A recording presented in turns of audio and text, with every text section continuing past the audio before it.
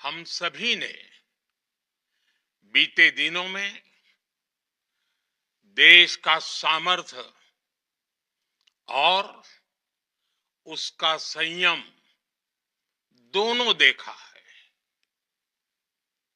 मैं सबसे पहले भारत की पराक्रमी सेनाओं को, सशस्त्र बलों को, हमारी खुफिया एजेंसियों को, हमारे वैज्ञानिकों को, हर भारतवासी की तरफ से सैल्यूट करता हूं। हमारे वीर सैनिकों ने ऑपरेशन सिंदूर के लक्ष्यों की प्राप्ति के लिए असीम शौर्य का प्रदर्शन किया। मैं उनकी वीरता को, उनके साहस को, उनके पराक्रम को आज समर्पित करता हूं हमारे देश की हर माता को, देश की हर बहन को और देश की हर बेटी को ये पराक्रम समर्पित करता हूं। साथियों, 22 अप्रैल को पहलगाम में आतंकवादियों ने जो बर्बरता दिखाई थी, उसने देश और दुनिया को झकझोर दिया था। छुट्टियां मना रहे निर्दोष मासूम नागरिकों को धर्म पूछकर उनके परिवार के सामने, उनके बच्चों के सामने बेरहमी से मार डालना, यह आतंक का बहुत विभत्स चेहरा था, क्रूरता थी। ये देश के सद्भाव को तोड़ने की घिनौनी कोशिश भी थी। मेरे लिए व्यक्तिगत रूप से ये पीड़ा बहुत बड़ी थी। इस आतंकी हमले के बाद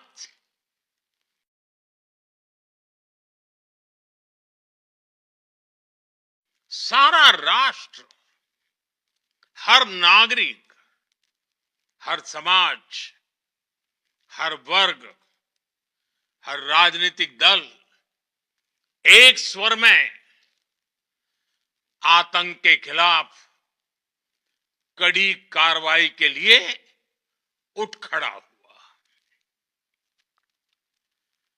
हमने आतंकवादियों को मिट्टी में मिलाने के लिए भारत की सेनाओं को पूरी छूट दे दी और आज हर आतंकी, आतंक का हर संगठन जान चुका है कि हमारी बहनों बेटियों के माथे से सिंदूर हटाने का अंजाम क्या होता है। साथियों, ऑपरेशन सिंदूर ये सिर्फ नाम नहीं है, ये देश के कोटि कोटि लोगों की भावनाओं का प्रतिबिंब है। ऑपरेशन सिंदूर न्याय की अखंड प्रतिज्ञा है।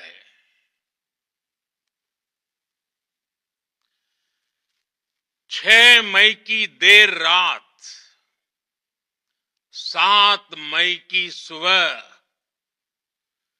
पूरी दुनिया ने इस प्रतिज्ञा को परिणाम में बदलते देखा है। भारत की सेनाओं ने पाकिस्तान में आतंक के ठिकानों पर, उनके ट्रेनिंग सेंटर्स पर सटीक प्रहार किया। आतंकियों ने सपने में भी नहीं सोचा था कि भारत इतना बड़ा फैसला ले सकता है। लेकिन जब देश एकजुट होता है, नेशन फर्स्ट की भावना से भरा होता है, राष्ट्र सर्वोपरि होता है, तो फौलादी फैसले लिए जाते हैं, परिणाम लाकर दिखाए जाते हैं। जब पाकिस्तान में आतंक के अड्डों पर भारत की मिसाइलों ने हमला बोला, भारत के ड्रोन्स ने हमला बोला, तो आतंकी संगठनों की इमारतें नहीं, बल्कि उनका हौसला भी थर्रा गया। बहावलपुर और मुरिद के जैसे आतंकी ठिकाने एक प्रकार से ग्लोबल टेररिज्म की यूनिवर्सिटीज रही है। दुनिया में कहीं पर भी जो बड़े आतंकी हमले हुए हैं, चाहे 9/11 हो, चाहे लंदन ट्यूब बॉम्बिंग हो, या भारत में दशकों से जो बड़े बड़े आतंकी हमले हुए हैं, उन सब के तार कहीं ना कहीं आतंक के इन्हीं ठिकानों से जुड़ते रहे हैं। आतंकियों ने हमारी बहनों का सिंदूर उजाड़ा था, इसलिए भारत ने आतंक के ये हेडक्वार्टर्स उजाड़ दिए। भारत के इन हमलों में 100 से अधिक खूंखार आतंकवादियों को मौत के घाट उतारा गया है। आतंक के बहुत सारे आका बीते 2.5-3 दशकों से खुलेआम पाकिस्तान में घूम रहे थे, जो भारत के खिलाफ साजिशें करते थे। उन्हें भारत ने एक झटके में खत्म कर दिया। साथियों, भारत की इस कार्रवाई से पाकिस्तान घोर निराशा में गिर गया था, हताशा में गिर गया था, बौखला गया था। और इसी बौखलाहट में उसने एक और दुस्साहस किया। आतंक पर भारत की कार्रवाई का साथ देने के बजाय पाकिस्तान ने भारत पर ही हमला करना शुरू कर दिया। पाकिस्तान ने हमारे स्कूलों, कॉलेजों को, गुरुद्वारों को, मंदिरों को, सामान्य नागरिकों के घरों को निशाना बनाया। पाकिस्तान ने हमारे सैन्य ठिकानों को निशाना बनाया। लेकिन इसमें भी पाकिस्तान खुद बेनकाब हो गया।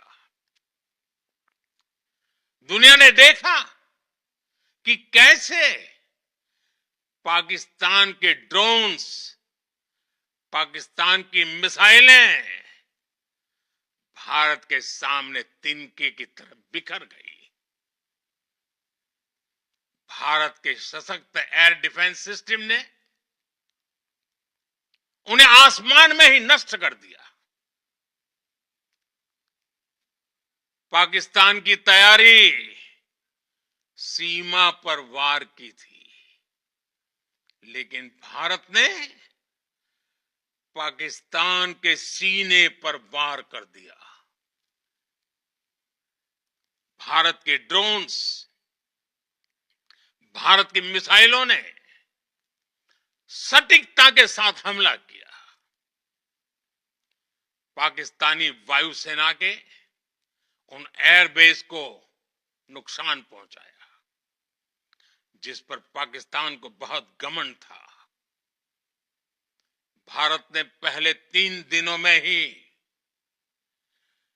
पाकिस्तान को इतना तबाह कर दिया जिसका उसे अंदाजा भी नहीं था। इसलिए भारत की आक्रामक कार्रवाई के बाद पाकिस्तान बचने के रास्ते खोजने लगा। पाकिस्तान दुनिया भर में तनाव कम करने के लिए गुहार लगा रहा था, और बुरी तरह पीटने के बाद इसी मजबूरी में 10 मई की दोपहर को पाकिस्तानी सेना ने हमारे डीजीएमओ को संपर्क किया। तब तक हम आतंकवाद के इंफ्रास्ट्रक्चर को बड़े पैमाने पर तबाह कर चुके थे। आतंकियों को मौत के घाट उतार दिया गया था। पाकिस्तान के सीने में बसाए गए आतंक के अड्डों को हमने खंडहर बना दिया था। इसलिए जब पाकिस्तान की तरफ से गुहार लगाई गई, पाकिस्तान की तरफ से जब ये कहा गया कि उसकी ओर से आगे कोई आतंकी गतिविधि और सैन्य दुस्साहस नहीं दिखाया जाएगा, तो भारत ने भी उस पर विचार किया। और मैं फिर दोहरा रहा हूं, हमने पाकिस्तान के आतंकी और सैन्य ठिकानों पर अपनी जवाबी कार्रवाई को अभी सिर्फ स्थगित किया है। आने वाले दिनों में हम पाकिस्तान के हर कदम को इस कसौटी पर मापेंगे कि वो क्या रवैया अपनाता है। साथियों, भारत की तीनों सेनाएं,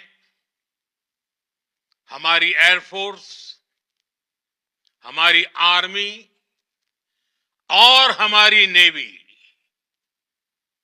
हमारी border security force BSF, Bharat के अर्धसैनिक बल लगातार अलर्ट पर है। सर्जिकल स्ट्राइक और एयर स्ट्राइक के बाद अब ऑपरेशन सिंदूर आतंक के खिलाफ भारत की नीति है। ऑपरेशन सिंदूर ने आतंक के खिलाफ लड़ाई में एक नई लकीर खींच दी है, एक नया पैमाना, न्यू नॉर्मल तय कर दिया है। पहला, भारत पर आतंकी हमला हुआ तो मुंह तोड़ जवाब दिया जाएगा। हम अपने तरीके से, अपनी शर्तों पर जवाब देकर रहेंगे। हर उस जगह जाकर कठोर कार्रवाई करेंगे जहां से आतंक की जड़ें निकलती हैं। दूसरा, कोई भी न्यूक्लियर ब्लैकमेल भारत नहीं सहेगा। न्यूक्लियर ब्लैकमेल की आड़ में पनप रहे आतंकी ठिकानों पर भारत सटीक और निर्णायक प्रहार करेगा। तीसरा, हम आतंक की सरपरस्त सरकार और आतंक के आकाओं को अलग अलग नहीं देखेंगे। ऑपरेशन सिंदूर के दौरान दुनिया ने पाकिस्तान का वो घिनौना सच फिर देखा है, जब मारे गए आतंकियों को विदाई देने पाकिस्तानी सेना के बड़े बड़े अफसर उमड़ पड़े। स्टेट स्पॉन्सर्ड टेररिज्म का ये बहुत बड़ा सबूत है। हम भारत और अपने नागरिकों को किसी भी खतरे से बचाने के लिए लगातार निर्णायक कदम उठाते रहेंगे। साथियों, युद्ध के मैदान पर हमने हर बार पाकिस्तान को धूल चटाई है और इस बार ऑपरेशन सिंदूर ने नया आयाम जोड़ा है। हमने रेगिस्तानों और पहाड़ों में अपनी क्षमता का शानदार प्रदर्शन किया और साथ ही न्यू एज वॉरफेयर में भी अपनी श्रेष्ठता सिद्ध की। इस ऑपरेशन के दौरान हमारे मेड इन इंडिया हथियारों की प्रामाणिकता सिद्ध हुई। आज दुनिया देख रही है 21वीं सदी के वॉरफेयर में made in India defence equipments, इसका समय आ चुका है। साथियों, हर प्रकार के आतंकवाद के खिलाफ हम सभी का एकजुट रहना, हमारी एकता हमारी सबसे बड़ी शक्ति है। निश्चित तौर पर ये युग युद्ध का नहीं है, लेकिन ये युग आतंकवाद का भी नहीं है। टेररिज्म के खिलाफ जीरो टॉलरेंस, ये एक बेहतर दुनिया की गारंटी है। साथियों, पाकिस्तानी फौज, पाकिस्तान की सरकार जिस तरह आतंकवाद को खाद पानी दे रहे हैं, वो एक दिन पाकिस्तान को ही समाप्त कर देगा। पाकिस्तान को अगर बचना है तो उसे अपने टेरर इंफ्रास्ट्रक्चर का सफाया करना ही होगा। इसके अलावा शांति का कोई रास्ता नहीं है। भारत का मत एकदम स्पष्ट है। टेरर और टॉक एक साथ नहीं हो सकते। टेरर और ट्रेड एक साथ नहीं चल सकते और पानी और खून भी एक साथ नहीं बह सकता। मैं आज विश्व समुदाय को भी कहूंगा, हमारी घोषित नीति रही है अगर पाकिस्तान से बात होगी तो टेररिज्म पर ही होगी। अगर पाकिस्तान से बात होगी तो पाक ऑक्युपाइड कश्मीर पीओके उस पर ही होगी। प्रिय देशवासियों, आज बुद्ध पूर्णिमा है। भगवान बुद्ध ने हमें शांति का रास्ता दिखाया है। शांति का मार्ग भी शक्ति से होकर जाता है। मानवता शांति और समृद्धि की तरफ बढ़े, हर भारतीय शांति से जी सके, विकसित भारत के सपने को पूरा कर सके, इसके लिए भारत का शक्तिशाली होना बहुत जरूरी है। और आवश्यकता पड़ने पर इस शक्ति का इस्तेमाल भी जरूरी है। और पिछले कुछ दिनों में भारत ने यही किया है। मैं एक बार फिर भारत की सेना और सशस्त्र बलों को सैल्यूट करता हूं। हम भारतवासी के हौसले, हर भारतवासी का एकजुटता का शपथ, संकल्प, मैं उसे नमन करता हूं। बहुत बहुत धन्यवाद।